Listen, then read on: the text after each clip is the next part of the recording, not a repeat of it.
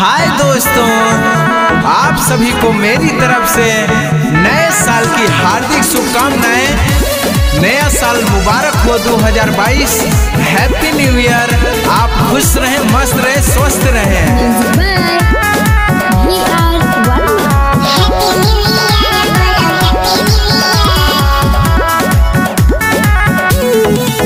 DJ लाके बजाओ यारो, थोड़ा बियर पिला दो यारो, थोड़ा बियर पिला दो यारो।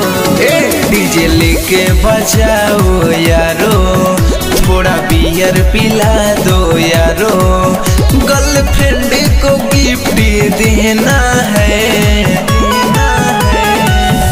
नया साल मुबारक हो बोल के किस लेना है। नया साल मुबारक हो बोल के किस लेना है।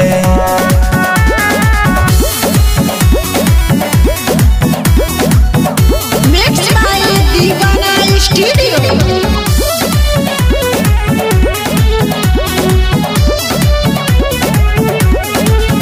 पहले बाह में बाह धरूंगा, धीरे धीरे प्यार करूंगा। जब वो हो जाएगी राजी, तभी मैं तो आगे बढ़ूंगा।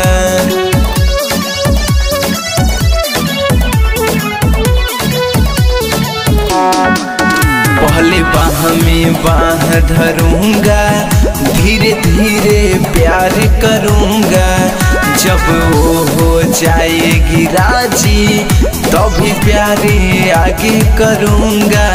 लवर को ग्रीटिंग कार्ड देना है, देना है।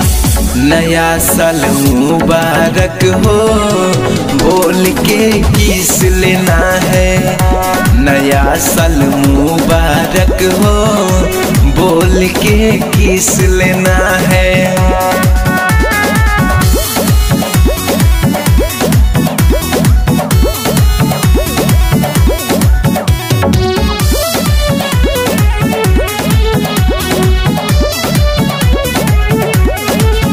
पहले उनके धरब कवरिया, धीरे धीरे लड़ी नजरिया।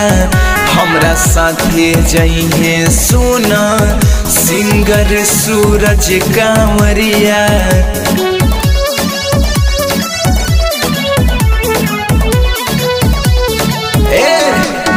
पहले धरब उनके अकबरिया, धीरे धीरे लड़ी नजरिया।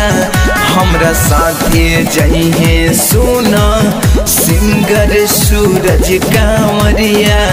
प्यार बहुत उनको देना है, देना है।